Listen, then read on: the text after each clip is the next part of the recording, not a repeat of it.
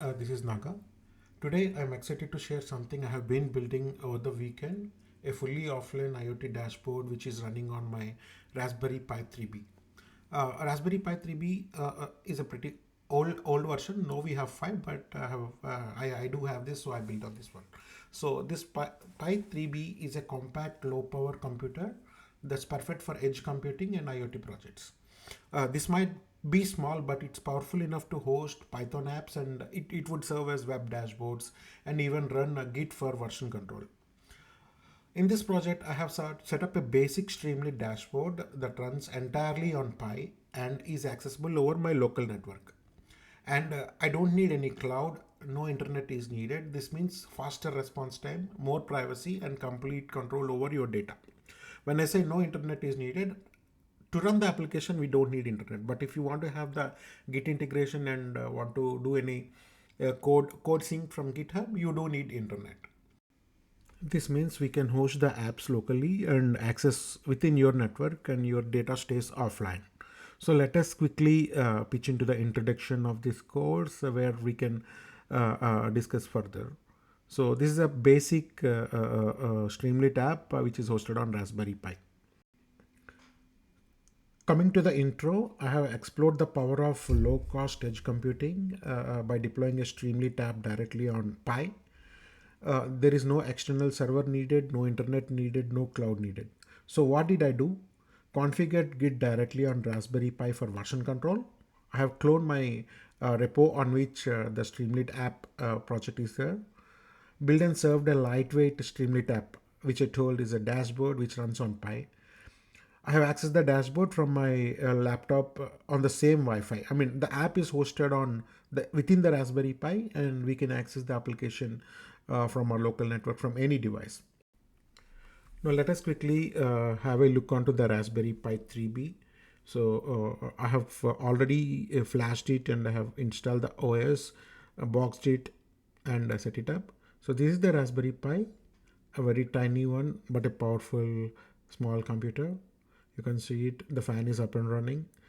It has the HDMI cable, the power socket, and the USB peripheral. It's small, tinier than a mouse, or equal to the size of a mouse. So yeah, there it comes. This is the USB for which I connected the Bluetooth keyboard and mouse.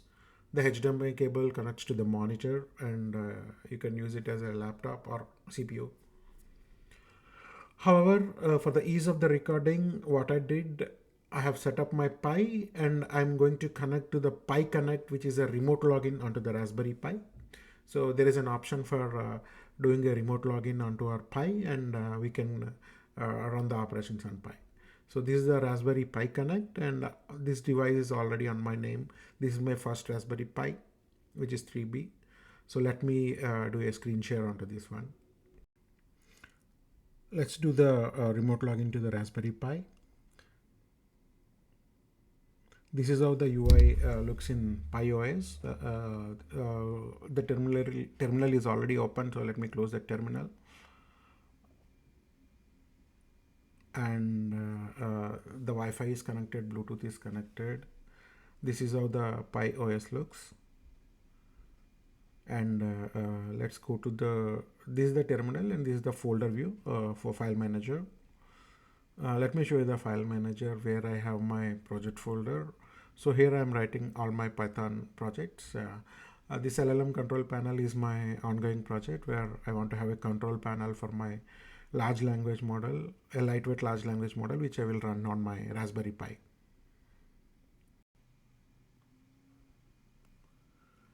This is the terminal. Let me list down the folders here. Let me go to the project folder. The LLM control panel is my current project where I'm cloning the Python Streamlit app. So I'm checking the Git status here.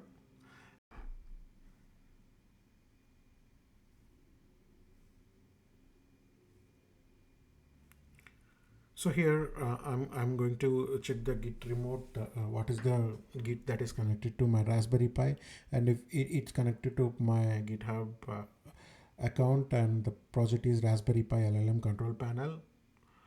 Let me show you the same in Git UI. Going back to my Git, this is my Git. Let's go back to my repos. Going back to the repositories, let me pull in the project for this Raspberry Pi Streamlit app.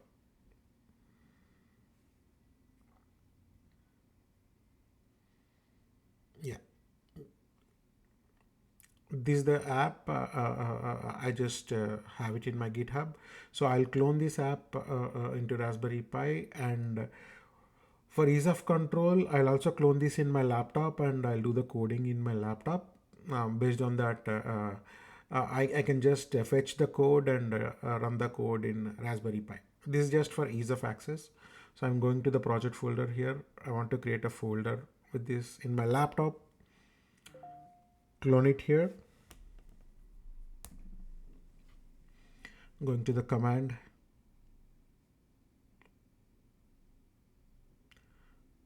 This is the command panel.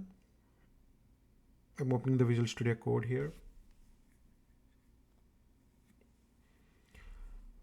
So using Visual Studio Code, I want to clone my Git repo here. So I'll open a new terminal. Let me clone the Git. Go back and get the Git. Okay, I'm copying it. I will clone the repository in the terminal.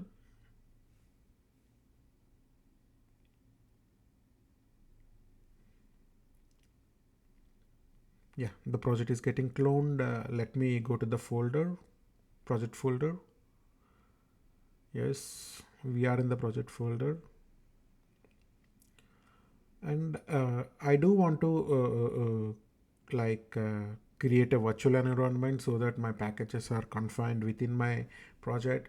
So let's go ahead and do whatever is needed for creating a virtual environment.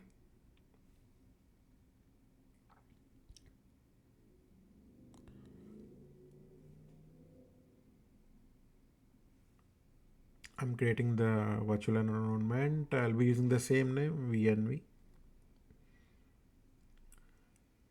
Our virtual environment is getting created. So this is because I want to install certain packages like Streamlit, which I will be using in this current project. So virtual environment has been created.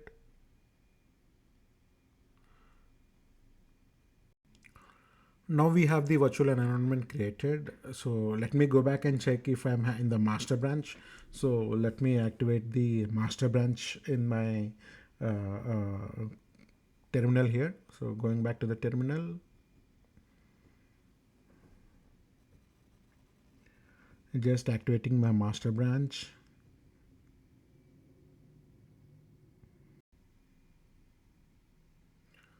Now verifying the Git status. Yeah, the master branch is activated. Now what I want to do is I want to activate my virtual environment. For that, I need to override one policy. So this is the command I used, and then I activate my virtual environment so that I can install all the necessary packages here. So let me check what are the installed packages. I'm doing a pip list.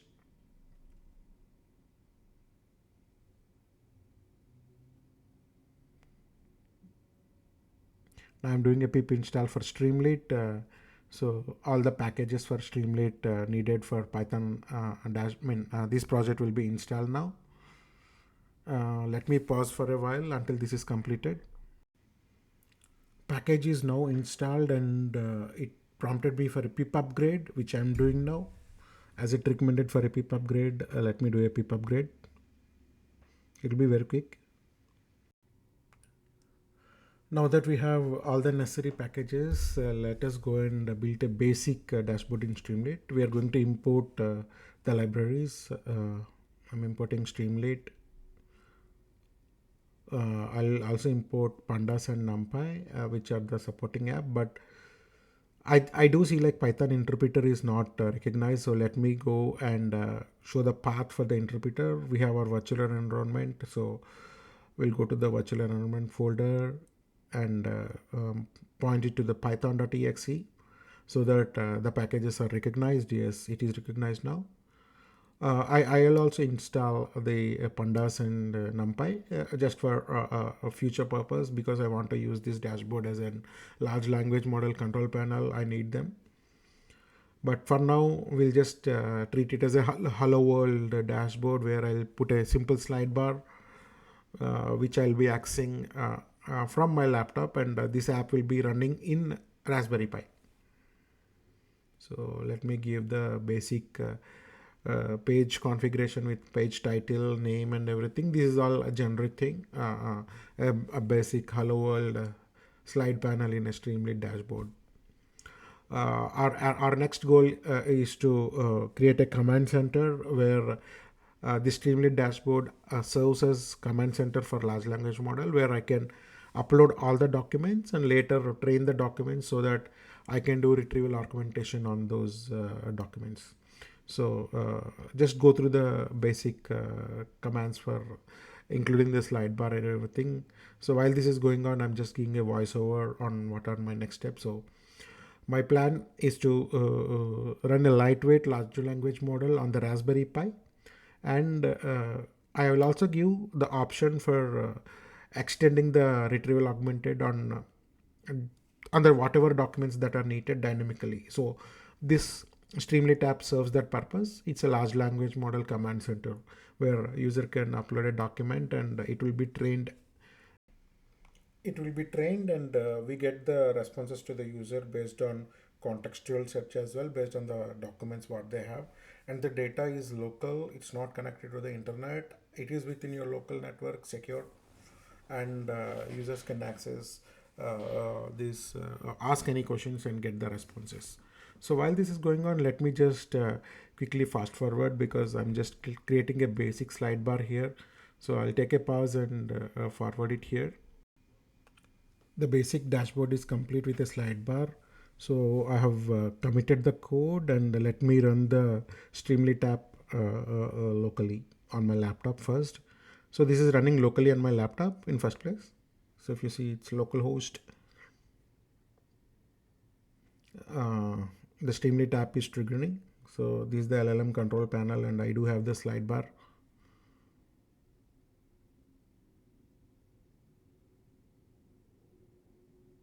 Let me go back and stop the app. Now that we have the basic dashboard, I'm committing the code and pushing it to the master branch so that I'll go back to my Raspberry Pi and pull the code there, sync the code there, and start the Streamlit app there and access the app from my Raspberry Pi. So let me go ahead and complete the step, and I will fast forward until this is completed. Yeah, I'm committing it and then pushing the changes to the master branch.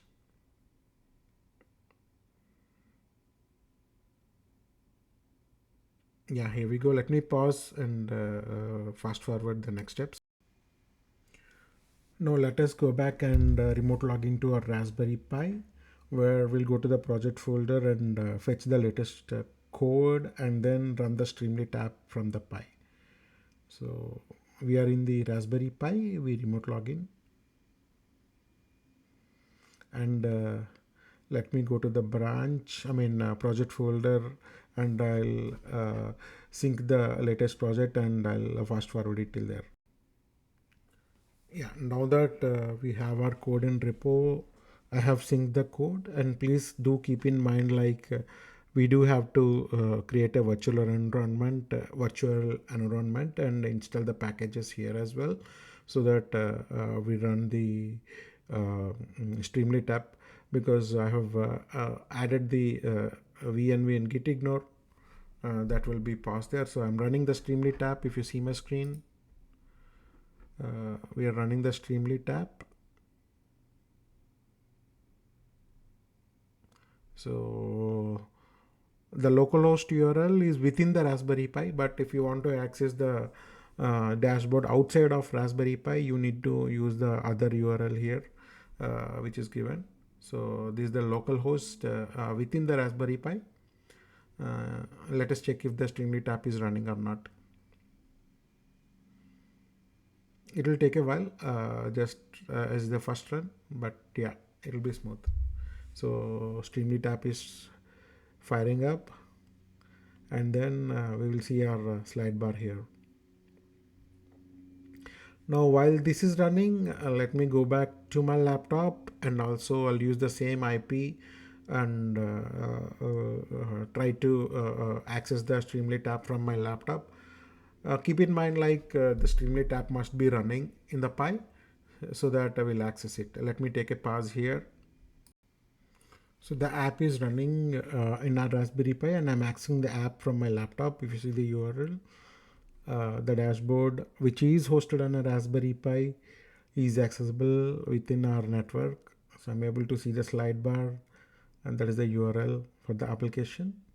So the now I'll be stopping the application in Raspberry Pi. Now that we have stopped the application in Raspberry Pi, the application dashboard we are accessing is disabled, which is expected. And here concludes our first session. Here we are concluding our first session on how to configure and Streamlit app on Raspberry Pi and run it locally, access the app from Raspberry Pi server from many local machines in the network. In the next session, let us try to run the large language model on the Raspberry Pi, and we'll also have the control panel for this large language model where we can upload the documents on which we want to train the large language model, and it will be stored in the vector store, and we can have a contextual search for our chatbot. So being said, dynamically upload any document, and you can enable the chatbot to talk to you about the document. You can ask any questions and you'll get the contextual search response from the document. Thank you for watching. See you again.